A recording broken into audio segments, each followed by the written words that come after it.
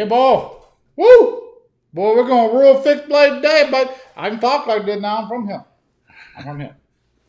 We are from Tennessee, and pardon to all of my country friends who actually do talk like that. Love you, but yeah, we are doing a continuation of our fixed blade series. But before we jump in, like, subscribe, ding the bell, comment down below, and thanks for watching. Yeah, thanks.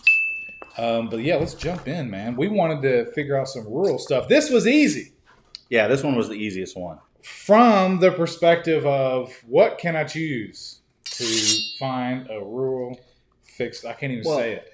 But how can I find more of a country boy's fixed blade or a user fixed blade? Right, And or, there frontier fixed blade. Almost not a wrong answer. Yeah, I mean, you could literally carry whatever you wanted. It's just a matter of, what's going to ride the most comfortably all day. Yep. And you want to start or me? Yeah, I'll start. Cool. This knife is actually a gift from Greg. And this is a really great rural fixed blade in the sense that it's a good multi-use knife with an extremely hard steel. It is a Winkler blade, but it's the case version, which is so weird because the case Winkler is just a Winkler. I think so. There's nothing different about it. I can't tell a difference. Maybe a little bit of the blade shape, but I don't know. The handle, the way it's assembled, the steel, everything is the same. I think it costs the same. It comes with this sheath. I like that sheath too. That is kind of a loose fitting. It's got a little bit of retention, but it's a drop. It's a drop-in sheath. It's made for a knife that you're pulling out using. I mean, this is a user camp ranch, and so it's everything. This is the case Skinner, made by Winkler Knives, and it's interesting because when I saw that it was called a Skinner, I thought that it was like a skinning knife. Yeah, it's not. It's really not. Skinner is the name of the guy that they designed it with, that Winkler designed it with. There you go. Nice. Because this is out of their military series or whatever. Anyways, even the jimping is the same as all the Winkler knives.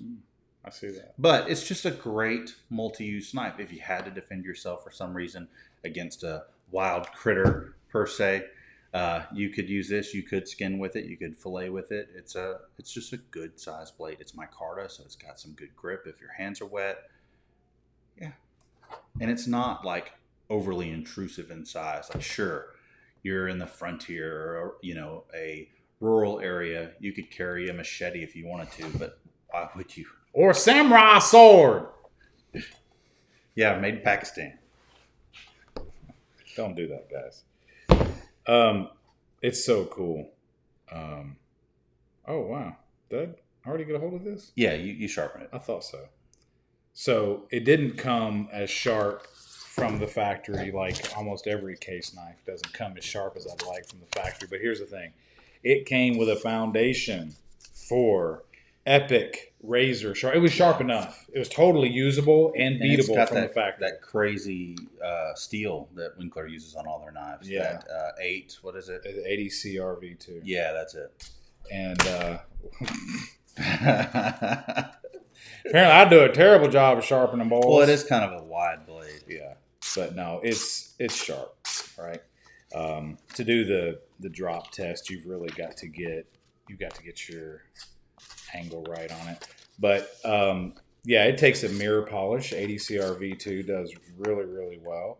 And it may not do it. Nope. It's too wide of an edge. But you can get them razor sharp, and we've got, I put a mirror polished edge on this. Obviously, it's a pretty steep edge. Yeah. It's designed for beating and for use. It's hair popping sharp. But it is what is so cool about this is how black and aggressive everything is on it. It's funny because the sheath is kind of like a rural type sheath, but knives very similar to this in the Winkler line are used for military use. I love the stamping on it as well. I think this is a great idea for... this knife could have very well gone into the tactical series if the sheath was different. Yeah, that's true. But this is definitely more of a rural camp knife. Definitely for the guy who has, that white collar capability. It's not an inexpensive knife, No, it's right? not. It's up there, and but what you get for that is a really limited production knife, a really cool knife. Well, and it's made in the U.S. It's gonna last. I Yes. mean, this knife is designed to be used and abused. Great execution, lanyard hold, dude. It's got it all. You can even remove Mm-hmm. if you wanted to do a different type of carry. I love that they use flathead screws on that. Yeah. So I you love could it when remove the belt, and you could do a tech lock if you wanted to. I love it when they do, basic hardware on some of these knives and not try to get all fancy with, Yes. T6 screws. Yeah, because you could use a coin to do that in the field. Oh, look, Yeah. you use your fingernail. You might want a little tighter than that. Yeah, well, But- I haven't messed with it. Yeah, exactly. But that's a cool knife. I totally dig that. Now, what'd you bring to the table? So I went with a Bark River, and so Was that the Bravo 1 or something like that? yes, It says it on the knife. does it? Because it has no. This is the first production run. I think it could be the Bravo, but it says BRH Hunt. Is that no? Mm-mm. Okay. Just dig through and look. Do not put in dishwasher. That's sad they have to say that. Of course, you don't put that in the dishwasher. Man, that's severe jimping there on the spine. That is great. And the choils. They put a little sticker. Handy Hunter. Handy Hunter. Handy Hunter. There you go. It's handy. It is handy. A nice classic sort of clip pointish, and the way it fits in the hand. Man, it's ergo. It dude. is ergonomic. It's got some feels. Yeah, and put a little controversial lanyard bead action here. The red bead kind of reminded me of my grandfather growing up when he would use those work gloves that had the little pull string to tighten them down. With Yeah. the red bead and those yellow leather. Well, I don't have any out right now, but yeah, this is a sweet knife. A2 tool steel, cool grind lines. It's a very not shiny. It'll take a patina. Yep, not reflective. I didn't do anything to the edge, so this is a factory edge. Well, it's Bark River. I expected it to come came sharp. ridiculously sharp from Bark River, as you would expect. Honestly, I would say, I'm happy with my choice, but I would say as far as the standard of a rural knife, has to go to Bark River. Yeah, I think so. And I just added a little Great sheath. lanyard down there as well. The really cool part about this sheath is that it's integrated with multiple forms of carry. Mm. Right, this way, you decide however you want to carry it. And it's not a big loop coming off the back. Right. I really appreciate that. And it has lots of holes for you to run leather, so you can strap it onto a backpack. They really designed their knives to be whatever you want them to be. Once again, not a cheap knife. It's a user, and it's a knife that's going to get you through. Maybe it's you're out backpacking, or you're maybe you work on a ranch and you're out with cattle. It's a knife that's gonna work. It's a tool. Yeah. And that's the thing I think with rural knives is they're tools first. There's a lot of things you use a fixed blade for in a rural situation that you normally wouldn't in any other situation. Too broad of an edge. But it's a convex edge, and so it's like this. It's an axe style edge, so it rolls to the point instead of being like a hollow. And so that is a very durable edge for beating the snot out of stuff. And that's really, really cool about this. So I like everything about it. Yeah, I like it too. And I really love the sheath, how deep it carries like that. Because, if you're carrying this like on your hip or something and it's not vertical, it can pull really well. Yes. And it's got nice retention. It goes back to what I was saying. Not vertical retention, but nice, sideways. Or rural situations, you're not planning on running into a villain. Right. But when you're in Montana, per se, there's mountain lions, there's wolves, there's bears. You never know what you're going to get into. There might be something you got to cut. Maybe you get hung up in something, or, if you're on a horse, maybe it gets hung up in something. this is a knife for that. Yeah. Like it's a tool, man. It's Well, and the nice thing is because of its sort of convex grind, it'll actually be able to split wood better than a hollow grind because it pushes the material away. And it's thick. I mean, that is such a serious chunk. We talk about how many millimeters thick that is. Let me take it here to the edge. And right there. So that is 1, 2, 3, 4, 5, 6. 6 millimeters thick. wow. That's a serious slab of steel. Which adds to the usability of it. I mean, if you're taking that thing out in the field, you're going to have to, do a little bush crafting, or maybe you're hacking some firewood. It's going to do its job. Yeah, it's a 4-inch cutting edge with a blade length of 3 3/4. So, and what I mean by that is if you kind of take it and you sort of roll it back, you can kind of get to that 4-inch. It's handy. Mark.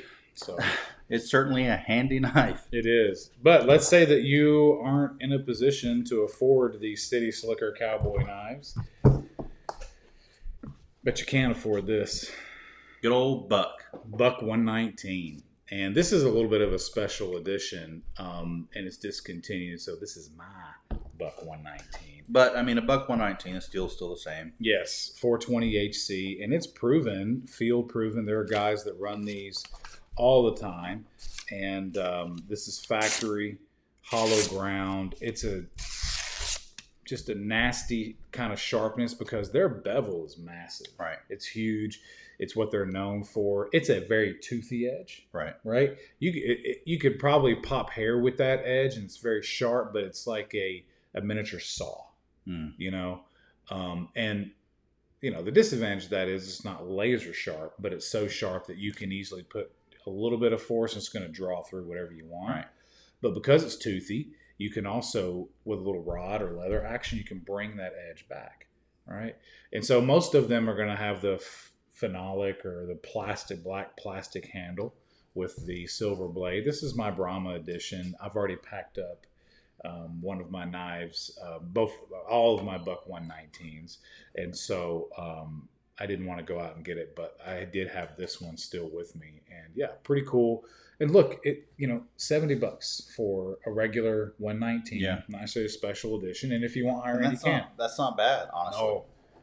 You're getting a huge blade, right? You're getting, a 6-inch blade basically, and reliability. And dude, I saw a guy climb. He stuck this into the side of a hill, a clay, crusty old hill, and he beat it into it. And then he climbed on it and stood on it. 420 HC. We don't think of 420 HC or anything like that. Well, budget. It's that tea tree. Yeah, it is. We don't think of that as being tough, but you know what? It's a really tough steel. It's not brittle. Does it have exceptional edge holding? No, but you can get it sharp like that. So in the field, it doesn't really matter. I think that's a phenomenal value. US for sure. Knife. And and another one I would say for a rural area would be some of the larger SEs, like an SE5 or an SE6. Those are always there, right? Those, of course, lend themselves to more bushcraft, and so. And I say larger because this SE3. I feel like we went Western. Well, I mean, to a degree, not that that's a bad thing, but that's kind of like John Wayne-ish. I think Western. Montana, when I think rural, I think Western, right? I don't think bushcraft. That I think more Canada. I think more kind of northern Alaska. I think that. Well, rural. But it is rural. Yeah. It's just an area where it's acceptable, more acceptable. I mean, I know people out there who are like, oh man, I belt carry my fixed blades all the time. That's great. I don't. I always take it back to a guy that I pay a lot of attention to, former Green Beret, spent a career in the Green Berets, and he always picks on people who open carry things like that. Like, not to their face, but he's like, this tells me you don't know what you're doing. But when it comes to rural areas, it's important to have a knife easily accessible because you're always using it. You're not having to dig through your shirt. It's a whole nother thing. Yeah, and so areas where it's more acceptable to open carry. Yeah, if you're doing work and On a ranch on or a ranch or a farm, farm or whatever, or you just like live an outdoor you live in lifestyle. Montana, It's a where common thing. This is what you do. bears are, always around, and grizzlies are not friendly. So There you go. I think of those areas. Yeah. Not even like Great Smoky Mountains, because I don't even think I would open carry a fixed blade there necessarily. I might if I was on a trail. Like Yeah. out actually in the mountains, Right. but not around town where I'm going and shopping all the Chinese Right. made goods. Exactly. So that's my thought. Areas where an open carry fixed blade is normal. Yeah.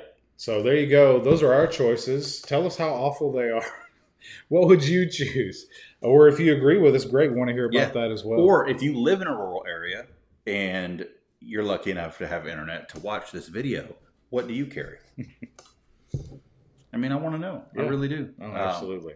So Yeah. Guys, thanks for watching. Thank you. This wraps up our fixed blade series, kind of, sort of. I mean, we'll bring more fixed blade reviews and other fixed blade conversations, but we wanted to kind of touch on kind of the areas where fixed blades would be carried, and kind of give our opinion of what we have in the clip point collection, and kind of, just discuss the mentality of carrying a fixed blade in that type of scenario. Absolutely. So, guys, thanks for watching. Thank you. We'll catch you on the next one. Yeah. And stay sharp.